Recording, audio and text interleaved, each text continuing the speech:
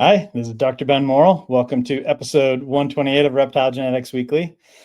Well, we've got a lot of fun stuff to talk about today. Lots of cool things going on in the reptile world. Kind of interesting. Just several things just kind of came together that are pretty cool and exciting, fun to talk about, fun to see and be a part of. And we got Kayla that's now at least nationally famous, maybe world famous. So she's quoted in some big stuff. We'll be able to have her talk about that. That's pretty fun. And yeah, I got to spend some time in New Hampshire at Nerd, and it was really a lot of fun. Got to see a lot of cool stuff, a lot of species diversity, and really cool animals, and some species that are usually psychotic, but at Nerd, they work with them a lot. Now, I don't know if it's every single day, but it has to be close to it if not, because they've got a lot of animals that are super chill and handleable that you would blow your mind. So we'll talk about some of that and some other cool things. As far as the sample update, we've got sorry, last week I thought everything was going to be smooth, but then I forgot I was going to be gone the end of the week. So we had to put a post up, but this week I will be here all week. I'm not going out of town this week. So yeah, we should have fast tests going out every day. We'll have sex determination going out a couple times, and then panel run probably is going to be late next week. So when you're watching this, you have about a week and a half till those are coming back. So, and after that, if we get everything all ironed out, after that, I'm hoping that we'll be even faster. So thank you once again. We feel very, very lucky to have so many cool customers. Love to see what y'all are hatching out. It's definitely fun, and it's nice. The volume keeps going up and making it so we can do this. Like I said, with the panels, we've got some tricks up our sleeves to make them a little faster, and I think we'll be able to add more. Like it'll be easier to add everything else that we can do tests on. Before it was a little more difficult to add new things. I think now with what we've got going on, we'll be able to add new things as soon as it's available for sale. It'll also be on the panel. We'll be able to start calling it the full panel. So that's looking good. But it's new stuff. There's always a chance we'll hit a snag and we'll take a little more time to play with. But the only reason we can take the time to tinker with it is because of you all sending sheds in, and we appreciate it very much. But yeah, that's what I've got. Kayla, how are you doing? Hey Ben, I'm doing great. I've had a rather eventful week. Yeah. Oh, Yeah. So let's do business stuff real quick because I'm always jumping ahead of the gun. Big multi-panel, we got that. 49 tests right now, working on making it bigger. yes. And it's awesome. So definitely take advantage of that. As always, you get an automatic 15% off at checkout when ordering your tests on Clutch or Morph Market. So you can order directly from our website, but if you want an extra 15% off, go to one of our vendors. They're wonderful. We love them. Yes. And then the people we sponsor, like Matsu Morphs last week, that's another way that you can get that 15% off, is if there's someone we sponsor, you really like them and you want to support what they're doing. If you go through our website and use their discount code, you can also get that 15% off. Exactly. And of course, we do have our new all recessives panel. So for ball python people, if you aren't feeling, if you want something bigger than our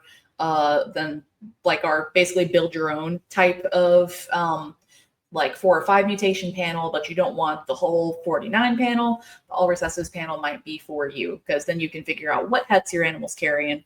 And that's great, especially if you get one off Craigslist or one, or if you just want to figure out what they've been carrying that, maybe the breeder you got it from wasn't targeting. Or like we had a good friend this week find out that all of a sudden there's axanthic in something she didn't know was there, and we'll either have her on this week or next week to talk about that. Probably exactly. Can get her on. She's busy, but very cool stuff that pops up. So you never know. It's worth checking out anything that you're going to be breeding and just see what all's there. Exactly. So now we'll talk about the teeny turts. These little dudes. So it kind of all started with Colubrid Fest last year. Because I met one of the panelists, Dr. Zach Whitman, who he was giving a great talk about dystocia in snakes, egg binding. And after talking, I mentioned that I also do reptile rehab with the Southwest Virginia Wildlife Center. That's my other wildlife rehab thing, in addition to rare genetics. And in doing so, he was like, "Oh yeah, I do turtle rehab." So we yacked about turtles, and that led to another conversation down the line where I mentioned we do get our box turtles at the center laying eggs sometimes while they're healing up from, being hit by a car or something. And I was like, well, I've hatched out rat snakes. I've hatched out hog noses now. Let's see if I can hatch out some turtles. What could go wrong? Maybe we'll get some more turtles. And we got some more turtles. Awesome. Now that in itself is really cool because these babies are in Virginia and throughout basically their entire range on the East Coast. They're a threatened species. And their numbers are Eastern box turtle. Yes, Eastern box turtles. And poaching, I call it, and also I call it backyard poaching, where people will just be like, "Ooh, free turtle," just pick them out of the yard. And there goes a breeding size adult. And these guys have a really low reproduction rate. So while you can legally collect a rat snake from the wild, and it's not too big a deal in Virginia, a box turtle, that's really bad. And so the fact that we can get more turts back into the wild is really cool. So we've established that we can do that. However, I was surprised in that the first time I ever hatched turtles, I saw this poking its head back out at me. That being a pair of twins. And I called Zach Whitman and I was like, "What is happening? Oh my God." I was over the moon just about the regular turds, but no, twins. I saw that extra arm and those two extra eyeballs peeking out at me. And I was like, "Oh my God." Yeah, it looks like they have to be friends if they're right there face to face in the egg. Right. Yeah. In a nutshell, with Zach's help and everybody else, we got the baby turtles separated. I also do social media for the Wildlife Center. So you didn't mention that yet. So not only are they twins, but they're a special kind of twins. Yes, they are. They are technically conjoined. And so I made this little this thing explaining the story. But in a nutshell, we figured out that they are conjoined. They each had their own yolk sac connected by this vascularized, fleshy, meaty bit in the middle. And as soon as I pulled them out of the egg with Zach on the phone with me, the turtles immediately started pushing against each other. I'm going to pull myself apart from you now, which was very stressful. So I taped the little buggers together, and we couldn't get our box turtle specialist on the phone because she was out in West Jesus, Virginia, releasing box turtles at the time, and we couldn't get with no cell service, I guess. With no cell service, yeah. And so and our other vets were I could reach them on the phone, but they couldn't get down to the center. So it was oh boy, okay. And it was myself and Catherine, our director of operations, who knew how to make some sutures. And the two of us surgically separated the baby turts, just ourselves. And so you see where we tied off the yolks on both ends. We snipped the little meaty bit there in the center, and separated some baby turts. And all of this, from finding out they were twins to them being separated, all happened within about an hour and 15 minutes. Wow. That was crazy. And so, Mom? Yeah, that's Mama. She is Butamus. And also, we made sure to take these pictures of her beside the babies, not in front of them, because box turtles will totally just be like, "Hey, what's that wiggling thing?" and eat it.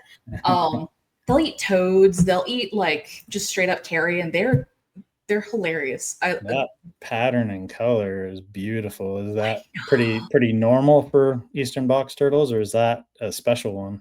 Oh no, that's just normal. I mean, she's Pretty. a pretty high yellow female, I think, but the males get even more colorful. Like there's some there that are like screaming reds on the front of their, like on their front arms and faces. They're unreal. And every single one has just unbelievable color. Like the fact that we can just step outside and hey, there's a box turtle. They're just there blows my mind. We're Cool. we're very lucky out here to have these animals, and we have box turtles across most of North America. But yeah, they're great. The state I grew up in Utah, there's almost no turtles anywhere. I think there's like a little tiny population of red-eared sliders and like one mountain range or something weird like that. But I'm still getting used to every time I see turtles. I've been in Virginia for almost 15 years now, I guess. But every time I see turtles, I still get really excited because I'm not used to it. Yeah, of course. They're so cool. And they're kind of terrestrial. They're technically semi-aquatic, but they are terrestrial enough that, even if you don't think you're near water, box turtles will hang out there. I've actually found instances, well, I didn't find it myself, but my box turtle mentor, Allison, said that like she's even found healthy populations of box turtles where she can't find a pond, a stream anywhere nearby, and then she'll ask the locals, "Where do you see box turtles?" And they'll be like, "Yeah, they hang out under that AC unit, and where the condensation drips down, they'll hang out under there to get their water." Crazy. Wow. Yeah. Interesting. But yeah, little dudes we had shot glasses or sauce cups available, and and Zach Whitman on the phone with me still was like, yeah, just like stick them in something small with some brown paper towels, and just like, like don't give them anything else. Let them chill and let them sit there so they don't run around on their incisions, and put them back in the incubator, which is what I did. And so now we have tiny turtles in shot glasses. That's awesome. Yeah. And naturally the story went very, very viral. And it went out to the local news first. And then, last week, early on, I was contacted by, what's her name? Dana Hedgepeth of the Washington Post. Yeah. And so I'm on a 3-way phone call with Dana and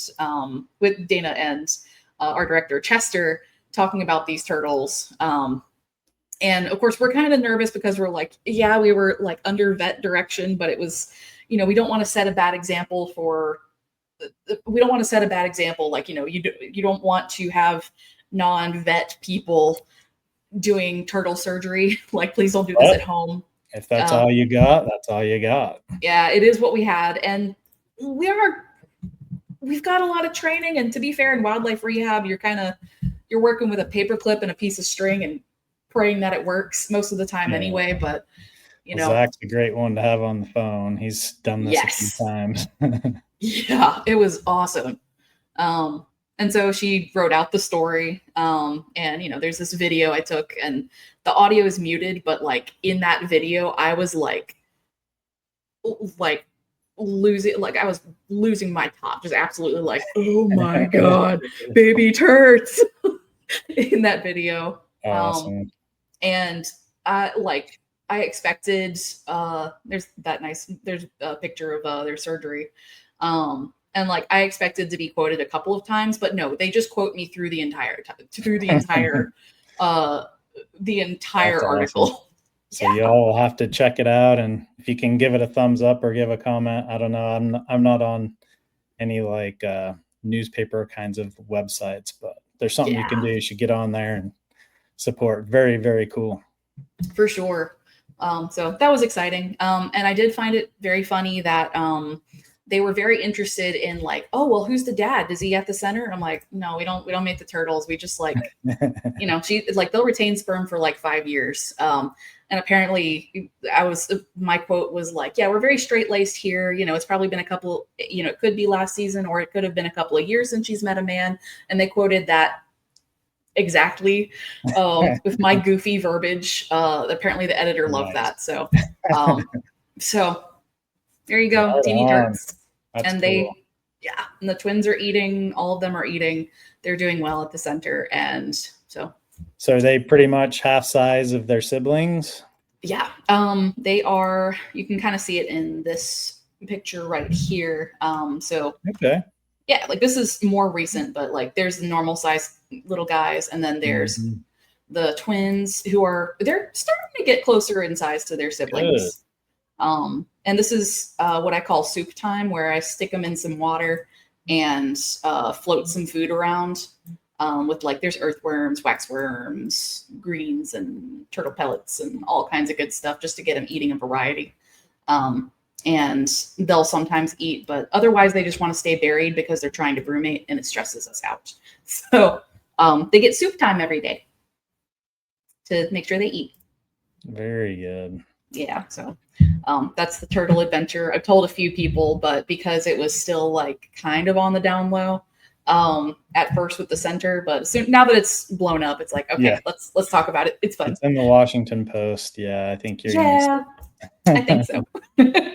But yeah, so that's Cool. my teeny turtle update. Apparently, I'm hatching out threatened species now and getting them back to the wild. And those turtles will go back to the same location or same area that their mother came from, because like they've evolved to survive in that region, and we want to make sure that we're not like somehow. It's unlikely that they'd be spreading some kind of funk if we did put them somewhere different, but like they're going to be head started, overwintered, put on more grams to increase their survival odds, and then put out into their mom's territory. Right on. So Yeah, I'm sure you're doing that in coordination with biologists and stuff. yes, Yeah. always. Yeah, it's cool.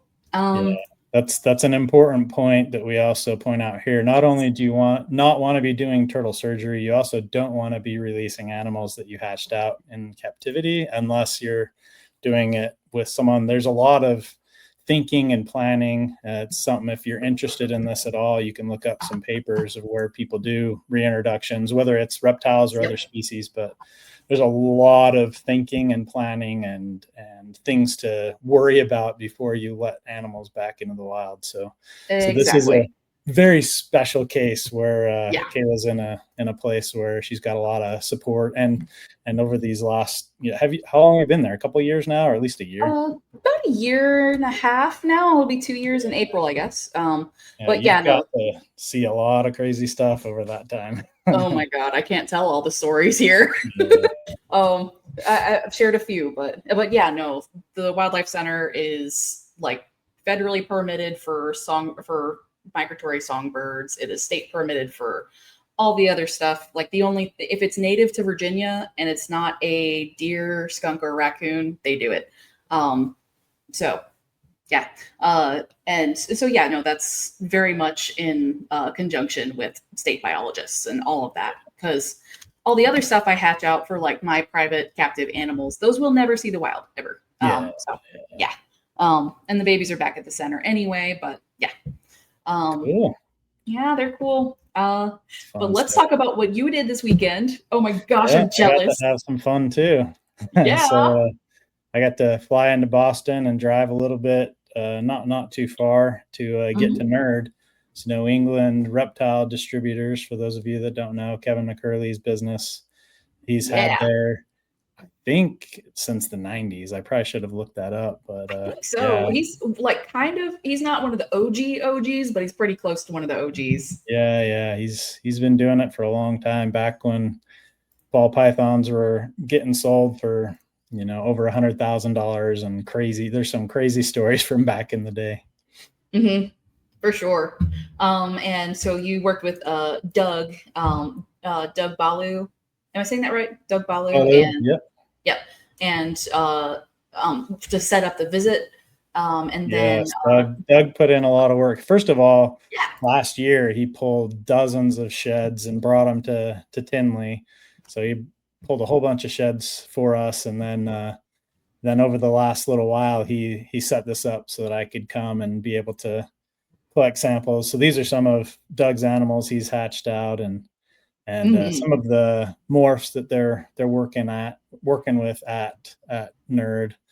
So I went and pulled sheds, and if we can get some tests designed for them here in the next little bit, we'll have to see if we can get Doug to come on and talk about them. Doug and or Kevin or whoever wants to come on. At least Doug, though, he's put a lot of thought and time into this. That would be really cool. And apparently, Jonny. Oh, hang on, let me get back to my page. Richie. There we go. For Johnny Venom, yep. Was the one who showed you around their collection and let you interact with some of their animals. Yeah, so he's got a venomous license, and Woo! he's I think one of their managers there, I believe. All You have to right. let me know, Johnny and or Doug, if I've got some of this wrong. Let us know in the comments. But yeah, Doug and Johnny showed me around. There's a few others, AJ, and a few others that I got to interact with, and took lots of pictures. They were very patient, let me see lots of cool stuff. And so this is a gator. This is Wally. Wally. And getting to where it's cool enough, they were discussing whether they were going to move Wally inside yet or not. And they didn't while I was there, but right. She's awesome. She's beautiful. She's so sweet. Oh my god! And your kids made a little art generation of that photo. That's cute. Yeah, they picked a couple of the pictures from the trip and used AI to make some cartoons of me. I thought that was pretty funny. And the cartoon, the AI, it did pretty good. It messed up my tattoo in my hat a little bit, but they're pretty close. It's funny how it's trying to do the RGI logo. Yeah, ended up being kind of a weird shaped cobra, but yeah, that's okay. Right. That's pretty good. This is cool. Look at those fish tanks, and the pink room is so cool. And of course, this thing you're holding. Oh my gosh. Yeah, Bolins, a big old female Bolins. That's always awesome to be able to see them in person. Yeah. And this night, pretty mangrove, and I love this little cayman. Oh my gosh, look at him. So cute. So the theme there is, like I said in the intro, like these animals, some of these are usually really wild, like caimans, a lot of the time they're very, very feisty, and I mean this girl, that little girl I'm holding there, she's super chill. And mangroves, various, I think that was a different species of mangrove, or it does look like a different kind of. Yeah, but anyway, that genus, I've seen them, lunging at people and stuff, but the ones they got out for me, they're super chill. Got a big old berm. So, yeah, she was beautiful. Yeah, I think she had just shed. I don't know. I mean, she was like out of all the animals, that was the one that surprised me the most. I think she's just a hypo berm, but she was so pretty. And I think they said she's like 150 or 160 pounds. She was a big girl. Big girl. Yeah. Oh my gosh, that's amazing. I don't know what kind of rat snake this is. I think they said it was a rat snake. Yeah, I don't remember what species, but yeah, it was all black. It was really pretty. Gorgeous. Definitely not a black rat from the US. No, definitely not. But you got to hold him. Oh my god. I believe, at least from what they're saying, that's the only albino mangrove in the world right now. So yeah, I know they've been trying to breed him, and I don't know if it was last year, because I'll occasionally look at nerds videos, and I don't remember if he was the one that ate one of his daughters, or I know well, I mean, you occasionally get critters eating critters during breeding, but maybe it wasn't him. I don't want to slander him, but this boy, he's so pretty. The perfect pink eyes, the bright highlighter yellow, just yeah, and he was very confident and super chill. Didn't worry about me at all. It was very easy to handle. Like I said, that's another species where I've seen him lunging and, a little spicy, but yeah, he was really, really easy to handle. That is so awesome. And of course, this retic, that is gorgeous. I couldn't begin to tell you what it is. Maybe golden child and platy, and I bet someone can jump in the comments and tell us. Oh yeah. Oh my gosh. And this tokay. Okay, I also forgot to add an extra picture here, but that's fine. This is enough on its own. Look at this. This is more impressive than any venomous thing you could have held here to me. Yeah. You're mentioning when we were talking about this before we started recording, that Kevin has a video where he's saying he's going to try to tame a tokay, and it's completely psychotic. So any of you that haven't, you've got it. Perfect. I do. Here he is trying to. So I didn't pull up the full thing, but and for context, I've watched some of Kevin's stuff before, where he talks about his approach to like the flow and the approach that he does when working with his reptiles. I do that with mine, and I think he's onto something. I think it's great. And you know, his animals really, after he's had time to work with them, like what he does with his monitors, a lot of people seem to really speak highly of how he does that. And the fact that, you know, Ben's got this picture of a tokay is really cool. But the start of the process when he filmed this with a tokay is extremely funny. So, you know, angry, walking around. He said, absolutely not. And yeah, see, that's normal tokay behavior for sure. Normal tokay activities. And you know, I think do something stupid with my thumbs. Okay, a little better here. Opposable thumbs gets me in trouble with tokay geckos. But your mouth is shut. Look at that. Oh, see that? See the tongue? Yeah. That means, okay, all of a sudden we're going to start downloading. Yeah. Just reading your animal's body language. And the like touching the tail and like getting them used to, hey, touch happens, it's okay. I think that's great. And he does, I think, ends his session with like a positive experience for that animal. And when these guys are caught, look, he's not even restraining him, he's just holding him. All human interaction is horrible. So I have a lot of tokays are wild. Yes, they are. You know, that's definitely a fun watch if you're feeling up to it. Yeah, this one was more chill than a crested gecko. It didn't try to run. It didn't try to jump. It just walked onto my hand and just chilled with me. I probably held it for 3 or 4 minutes and just nothing.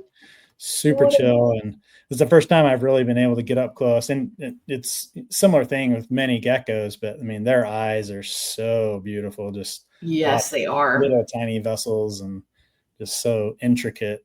Beautiful, beautiful animals. Great color, great pattern, but usually you're dodging bites. Yeah. And they grab on and then they hold on and they'll try to take chunks if they're feeling really spicy. And I mean, hey, considering the environment they come from, like they needed that gumption to stay alive, and I understand. Oh, and then there's these pretties. Like that carpet is unbelievable. Yeah, that was a beautiful, beautiful girl. She's really pretty. So it was a something jag? A zebra jag, yeah, I believe. Pretty. So I bred lots of carpets back in the day. Actually, the first group of zebra carpets that came into the U.S., one of them was one that my business partner back in Utah, him and I paid for. So we had zebras right along the very, very first people that got them. We were one of them. So awesome. That's cool really species. Cool, actually. Yeah. Oh, what a pretty retic. I think another really beautiful retic. She was even cooler in person. Just I the bet. different, you can't really see like the different colors, the little dots and stuff. It's just a cool animal. And that gold, I guess, a golden child. Like you can see some of the iridescence, but that's one of my dream morphs. If I were to ever get a reticulated python, so pretty. And seeing them in the sunlight, unbelievable. Like that's just that's a fantasy creature come to life. It's unbelievable. And they're ball pythons. What is that head? Yeah. Oh my gosh. Yeah, so that's something, some awesome stuff that Doug's cooked up that we're going to see if we can get to the bottom of it genetically and have some tests available. So we're working on it. But yeah, I mean, that thing in person, that head stamp looks crazy in that picture. It was probably 10 times more crazy in person. Like in that picture, it looks crazy, but in person, it didn't look real. It looked like it was like plastic and like something that someone, the AI generated or whatever. Yeah. But it's real and it's so crisp and clean and like the white edge around it. I mean, it's a cool head stamp. That is so pretty. I love that's beautiful. Oh yeah. And then the others, that animal right next to it, just great color and contrast, and Mhm. he's got several really cool things going on. And Kevin's been working with several mutations through the years, and so Ooh. we'll see if we can untangle some of that and get to the bottom of it. So Super. yeah, so it was a great trip. Thanks again, Doug, for putting in the work. First of all, to give us so many sheds last year at Tinley, and then to set this up so I could come and collect. I got all kinds of sheds and scale clips and things like that, and had a great time. But like I said, we're going to try to figure out some of the ball python and blood stuff, but also we got so many, the species diversity there was awesome.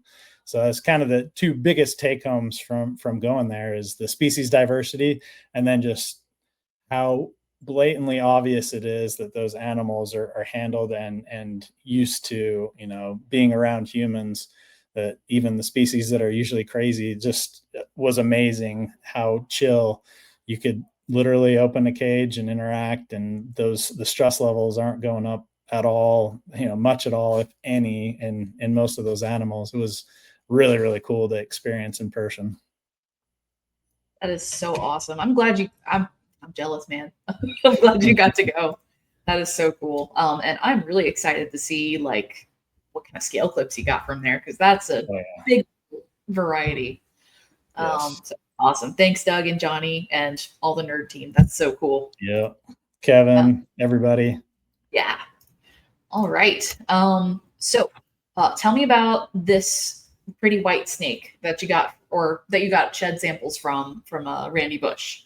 Yeah, so Randy reached out. This is just in the last couple of days. I asked him if I could show these on the show. He said, "Go ahead." So yeah, just more fun stuff. This, Reptile Genetics Weekly, like to talk about cool things that are popping up.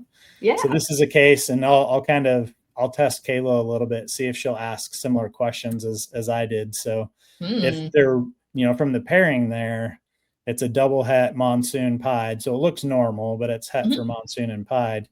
And then you've got Firefly, so that's fire, pastel, yellow belly, and het monsoon. So out of all of those things, the only thing that can make a white snake is yellow belly, but you need 2 copies, and it's only in one of the adults. So what do you think some of my questions were when he sent me this? Is it a female? Yep.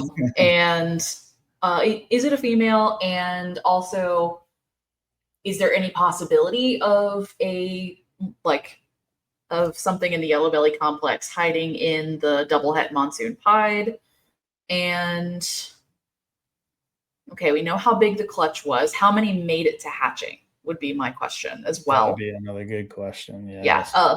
So basically to rule out partho, and which of the pairing was which. Yeah. So my 2 first questions were, is it male or female? And was the Firefly yellow belly het monsoon the sire or the dam? And he said it was the dam. So, okay. Yeah, it's looking pretty good chance that this is partho. But yeah, we'll run some stuff and see. He did get some monsoons in the clutch. Yeah, very, very cool. Another good question I didn't ask him, but I will when we I don't see it when we get the sheds, but just see if any of them were male. There's a good chance it was a mixed clutch. A lot of partho clutches, only some of the animals are partho and the others are sexually produced. So hopefully he's got some males in there too, and some females that aren't partho. But yeah, that's good. You've picked up a lot from when we have these partho conversations. Yay, I'm learning. Hopefully our audiences too, if y'all I was just already gonna say, you all to can test yourselves too. See if you would have asked those questions. Awesome. Sweet. Well, that's really cool, and I'm looking forward to what you guys find out with this animal. It'd be cool to update later on the show once you have more. Yeah. And also love this little paradox that Randy showed off too.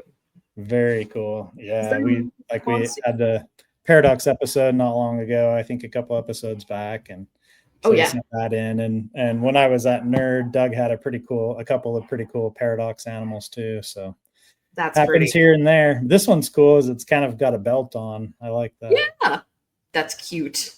Yeah, like it's too far up to be a ringer, but yeah, because ringers normally like at that weird that mark where the pattern always messes up and everything. I don't know what that always interests me, just seeing like every ball python, I look at that spot where the ringer likes to show up. And I wonder why it does that. How? Yeah, it's interesting. I don't know either. Yeah, but even still, cool, pretty animal. And if that white animal is Partho, I hope that it's a nice, healthy, and robust one that makes it and does really well, because that can be rough for that animal, but not always. So yeah, hopefully she'll do okay. Fingers crossed. We're gonna have to do an update here before too long. Troy from Balls and Strikes has a Partho girl that from the breeding and history, it's very clear it has to be Partho, but she's doing great. She's fat. Ooh, nice. I think the last time I talked to her, she's between like 1,500 and 2,000 grams. So hopefully we'll get a picture of her on eggs and be able to talk about that. It can happen, but it's rare. And if we get an instance where it looks like it is a Partho girl, that hopefully she'll give him a good clutch with how healthy she is. But we'll follow up on that when we can. Awesome. All right. Well, we hope everybody liked this episode. Definitely a wider variety of our normal. Well, I don't know. We have a pretty broad scope, but like this one was even broader. So I hope you guys liked it. Make sure to like, comment, and subscribe.